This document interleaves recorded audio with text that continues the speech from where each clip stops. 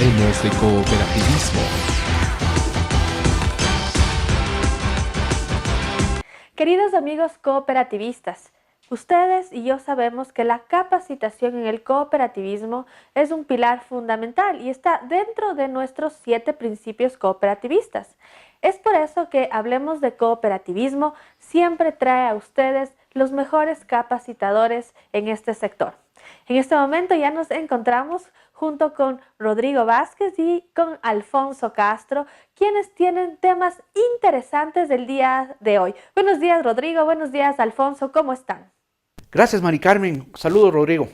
Hoy día vamos a topar un tema muy interesante que tiene que ver con las pérdidas, algo que nadie quiere tener, pero que desgraciadamente en ocasiones ocurren. Gracias, Mari Carmen. Gracias, Alfonso. Buenos días.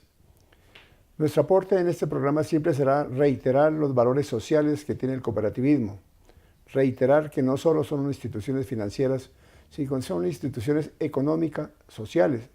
Y hay un factor social muy huérfano, muy abandonado, que es mi papel justamente reiterarlo todo el tiempo. El cooperativismo es una propuesta humanística que busca humanizar los negocios. Y un factor muy importante de desarrollo de la cooperativa en ese concepto humanístico es los empleados de las cooperativas. Tiene que haber una diferencia para un empleado entre trabajar para una financiera, un banco o trabajar para una cooperativa. Tiene que haber ostensiblemente una diferencia, porque si el cooperativismo pregona valores humanísticos, obviamente que el tratamiento que le da a los empleados, el clima laboral, el ambiente laboral en una cooperativa es de suma importancia. Los empleados tienen la oportunidad, al ingresar a una cooperativa, de ingresar en un proceso de crecimiento personal.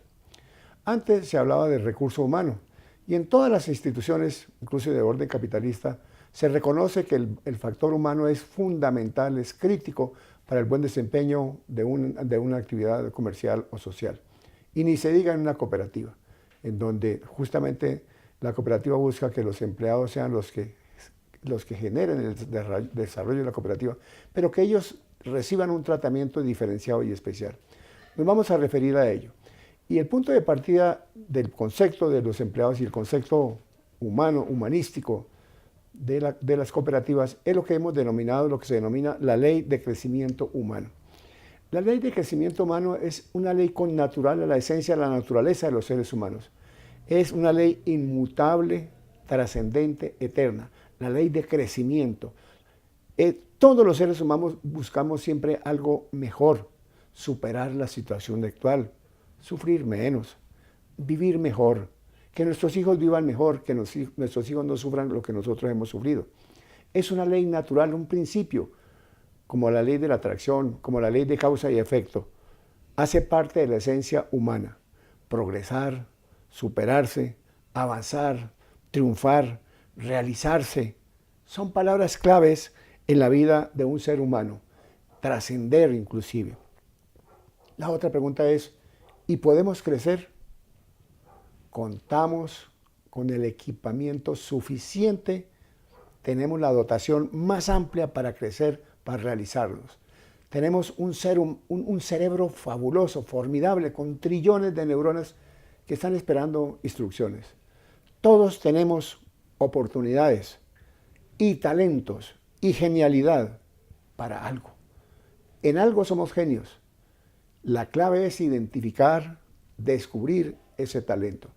Y justamente cuando en una cooperativa se nos da la oportunidad, se nos brinda la oportunidad, podemos desplegar ese talento, esa imaginación, esa creatividad que tanto hace falta. Tenemos que trabajar por el tema de los hábitos que desarrollamos para acercarnos a ese potencial interno que reposa, que duerme en cada uno de nosotros. Observa tus hábitos, se convertirán en carácter. Observa tu carácter, se convertirá en tu destino. Por ejemplo, el hábito de ser perseverante, de ser tenaz, de no desanimarse tan fácilmente. El hábito de ser disciplinado, de tener disciplinas, conductas, comportamientos cotidianos, permanentes, respecto de la salud, respecto del estudio, disciplinas que van desplegando todo ese potencial que tenemos. El hábito de ser responsable, de cumplir la palabra, de honrar la palabra, de cumplir nuestro horario de trabajo, de cumplir la palabra que dimos o el trabajo que estamos realizando. El hábito de hacer las cosas con calidad, no a la patanada, no es lo que sea, sino de hacer las cosas bien hechas. Ese es un hábito hermoso, tener el hábito de hacer siempre las cosas de mejor manera. Voy a enfocar este tema de los hábitos a través de un tema bien interesante que se llama los 7 hábitos de la gente altamente efectiva. Porque mucho se ha investigado sobre por qué hay personas que tienen éxito y por qué hay muchas personas que no tienen éxito. ¿Cuál es el factor, la clave del éxito? Y en alguna época estuvo de moda un video que se llamaba El Secreto. ¿Cuál es el secreto por el cual muchas personas triunfan, salen adelante y por qué otras personas no lo hacen? Y es justamente por tener un factor de atracción en la mente que es la ley de la atracción, la ley del éxito. Es tener una energía positiva que atrae lo positivo, porque si tenemos una energía negativa, tenemos una carga negativa. En el próximo programa voy a iniciar una reflexión sobre los 7 hábitos de los cooperativistas exitosos, que nos encamina, que nos da una pista para ir desarrollando esos hábitos y esas disciplinas que necesitamos para tener un crecimiento personal en la cooperativa. Buenos días. Hablemos de cooperativismo.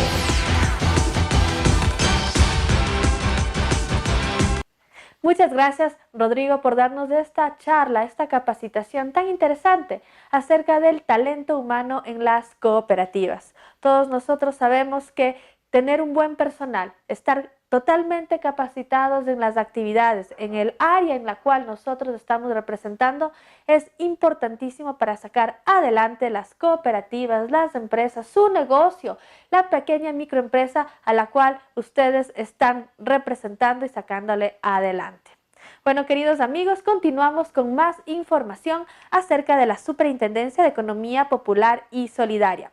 En esta ocasión vamos a seguir con la entrevista a Margarita Hernández y nos va a comentar acerca de todos los proyectos, los convenios que tienen para este año, los cuales están la WOCU, el proyecto GIF, con la DGRB y muchos más. Así que le doy paso al doctor Gustavo Alarcón.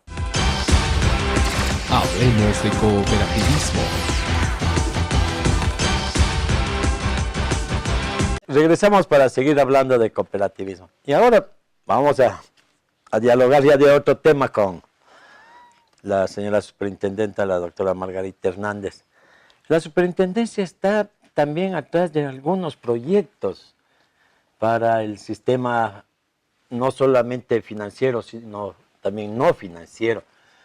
Ustedes han hecho convenios con instituciones internacionales, han hecho con la DGRB, han hecho con el GIF y con otras instituciones y están también favoreciendo a esta capacitación importante que las cooperativas debemos tener.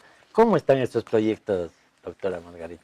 Le agradezco muchísimo la pregunta porque efectivamente uno de los temas en los que más afán estamos poniendo en este momento es precisamente el del fortalecimiento. Y todos estos convenios se enmarcan en eso, en el afán que tiene la superintendencia de fortalecer a las organizaciones, no solo a través de los procesos propios de la supervisión y el control, sino también de otras herramientas. Tenemos convenios con la DGRB, tenemos convenios con el GIF, tenemos convenios con el WOCU, estamos haciendo acercamientos con universidades y escuelas politécnicas, tenemos acercamientos con organismos internacionales que a través de fundaciones tienen un papel que podríamos llamar categórico en cuanto a ciertos temas que son importantes para las organizaciones. Y ahí uno de los proyectos que podríamos llamar emblemáticos de la superintendencia en este momento tiene que ver precisamente con el gobierno cooperativo. Estamos empeñados en trabajar en gobierno cooperativo con las organizaciones, porque sabemos que muchos problemas de gobierno perjudican a las cooperativas y a las asociaciones, y esas cooperativas y asociaciones vuelven sus ojos para resolver esos problemas en instancia administrativa en la superintendencia, cuando en realidad lo que se debería hacer es desarrollar capacidades en las organizaciones para que sean los propios socios, a través de sus órganos internos de administración y de control y de sus asambleas, que son el máximo organismo de la cooperativa y de la asociación, los que resuelvan estos problemas. Entonces, darle herramientas de buen gobierno cooperativo a las organizaciones es un reto, no solo para la superintendencia, sino también para el sector, porque el momento en que creemos normas que nos permitan plasmar adecuadamente esos principios de buen gobierno y que nos permitan exigir además temas como, por ejemplo, balance social, lo que vamos a hacer es no solo generar la lógica correcta y el marco legal adecuado, sino además un compromiso forzoso con las organizaciones para mejorar tanto sus indicadores como sus mecanismos de gobierno. En eso estamos trabajando. Tenemos también un convenio que es interesantísimo y en el que estamos poniendo muchísimo empeño. Estamos trabajando con CEIPLA y con CEIPLA tenemos una gama enorme, realmente enorme de posibilidades que estamos explotando. Ahí adentro está capacitación, trabajo respecto de lo que es la gestión de la información que se genera en la superintendencia para poder facilitarles indicadores a las organizaciones que les ayuden a administrar mejor sus cooperativas y sus asociaciones, a los gerentes y a los presidentes. Tenemos con CEIPLA un sinnúmero de herramientas que a través de cooperación internacional y de distintas posibilidades de certificación harán que las organizaciones mejoren tanto en su condición interna y de gobierno como en su condición financiera desde y hacia sus socios. ¿Por qué? Porque este convenio de CEIPLA, que básicamente en esta primera etapa de lo que trata es de la profesionalización de los socios para el beneficio de las organizaciones, nos permite entender que hay una posibilidad enorme de apoyar a los socios, no solo a través de la profesionalización, sino de la capacitación. Y en eso estamos trabajando. En realidad, todos los convenios funcionan de manera paralela. Tenemos un convenio también con el Sparkasse Stiftung, en el que trabajamos con temas de capacitación. Estamos trabajando para apoyar además a otras organizaciones que tienen firmados convenios con otras instituciones públicas para poder coordinar adecuadamente los esfuerzos de otras instituciones del Estado en favor de las organizaciones de la economía popular y solidaria. Y lo que vemos nosotros en todo este marco enorme es el fomento del sector. Porque a la final, si es que uno piensa que un socio capacitado, que conoce sus derechos y por lo tanto los exige, que conoce sus obligaciones y por lo tanto las cumple, un buen consejo de administración, un buen consejo de vigilancia, tener adecuadamente implementados los procesos dentro de las instituciones, tener personal que cumpla desde el punto de vista técnico y desde el punto de vista humano, de manera eficiente con los procesos que le han sido encargados, es simplemente tener un sector de la economía popular y solidario sano. Y eso es lo que queremos fomentar desde el organismo de control. Qué buenas noticias que nos da, doctora. Y esto realmente lo que usted nos está diciendo, volvemos a lo que volvimos al principio, al comienzo, los principios cooperativos. Volvemos a eso, porque las cooperativas, me acuerdo, son instituciones que tienen más de 50 años en el país. Hay cooperativas que han cumplido 55 años y se mantienen con esa autocontrol que tenían, con esa educación. Usted recordará, las cooperativas antes se tenía una autoeducación, tenían sus consejos, sus comités de educación permanentes para darle el crédito. Primero le daban un curso de 2 días de capacitación para ver qué hacen con el crédito, para ver cuáles son sus responsabilidades. Para aceptarle como socio también tenían que dar casi de examen para contarles como socio.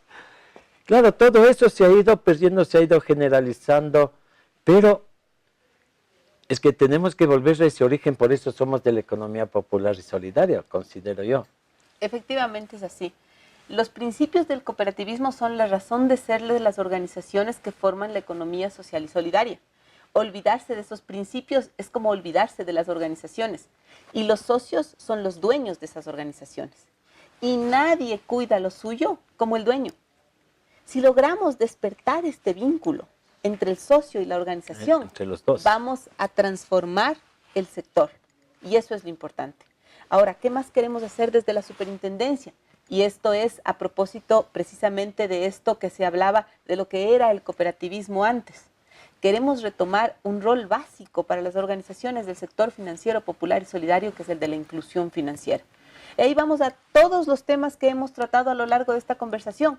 Si es que uno piensa que llegar a aquellos lugares en donde más necesidad hay, pero tal vez menos negocio se genera, es también hacer inclusión financiera.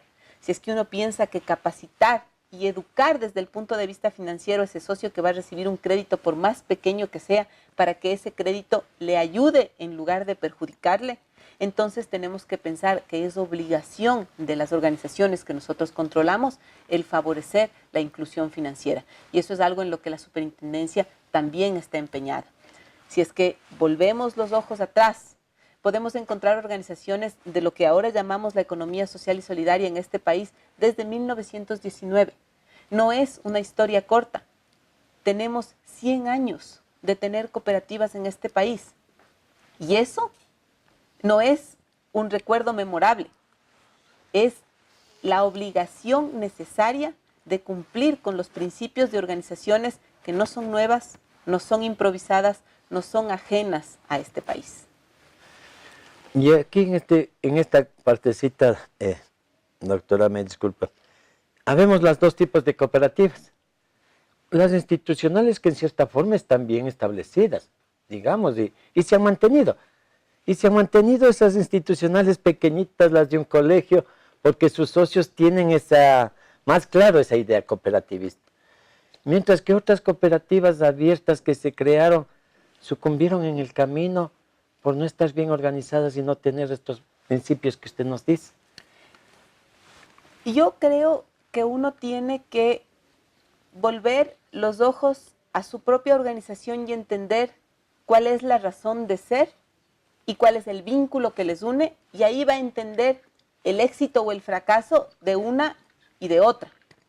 Efectivamente, hemos tenido a lo largo de la historia de la superintendencia un número de organizaciones que ya no han podido mantenerse dentro de lo que es un sistema regulado. Y la ley nos da la salida para esas organizaciones, sea con la liquidación forzosa o sea con la liquidación voluntaria. También tenemos un mecanismo que desde nuestro punto de vista como organismo de control es el más saludable, que es el de las fusiones, en donde efectivamente el perjuicio, tanto para el sector cooperativo como para el socio, se minimiza al máximo. Pero ¿qué es lo que hay detrás de la necesidad de tener que fusionar o liquidar una cooperativa? Hay efectivamente un proceso en el que alguien en algún momento olvidó que la cooperativa de ahorro y crédito es de sus socios y antepuso el interés particular sobre el interés general y dejó de pensar en los principios que hicieron que esos socios se unan para empezar a pensar en cómo beneficiar a una persona en particular o a un grupo de personas, perjudicando la lógica no solo de lo que es la economía social y solidaria, sino de lo que es el ahorro. Y esa es una preocupación constante de esta superintendencia, porque efectivamente las organizaciones tienen la necesidad de ser eficientes desde el punto de vista financiero. En el sector financiero tenemos intermediarios que participan en un mercado regulado. Eso no se puede desconocer, esa lógica no cambia. Y por lo tanto hay reglas que son claras para todos los que participan en este mercado. Y esas reglas que son claras tienen que cumplirse. Y a veces existen organizaciones que carecen de esas posibilidades de viabilidad, es decir, que ya no pueden cumplir con las reglas y nos vemos en la obligación de tomar otro tipo de decisiones. Insisto, tenemos de todo. Es posible que tal vez por la falta de capacidad de quienes están en la administración o por errores puntuales en esa administración, la organización llegue a una situación que ya no la hace viable. Es posible en otros casos, como ha sucedido en muchas ocasiones, que se hayan cometido delitos en las organizaciones y el resultado de esos delitos haya hecho que la cooperativa sea inviable. En todo caso, lo que debe quedar al final es un sector financiero, popular y solidario fortalecido. No volver los ojos a lo que pasó, sino mirar a las que están de manera objetiva y trabajar por esas organizaciones, porque, insisto, son de los socios y para los socios. Para seguir hablando de cooperativismo ya en la última parte, ya para hablar de las cooperativas de ahorro y crédito, regresamos. Hablemos de cooperativismo. Todos los proyectos que la Superintendencia de Economía Popular y Solidaria está realizando para este 2019, todos los convenios que está realizando son importantes para el sector de las cooperativas, tanto del sector real y no real. Sabemos que con el apoyo de la Superintendencia de Economía Popular y Solidaria, nosotros podemos salir adelante. Así que les invito a todos ustedes que visiten la página web de la Superintendencia, que vayan al balcón de servicios y soliciten alguna consultoría, hagan las preguntas, comuníquense directamente con ellos para que su cooperativa pueda mejorar y también para que tengan la oportunidad de tener todos los beneficios que esta está ofreciendo. Nos vamos a un corte comercial, pero les quiero recordar que estamos en las redes sociales. Les invito a todos ustedes para que nos sigan. Ahí ustedes pueden ver los reprises de los programas que ya han pasado, todas las entrevistas que nosotros hemos hecho, también los tips que tenemos para los emprendedores, para los microempresarios y para las cooperativas. En un momento regresamos. Hablemos de cooperativismo.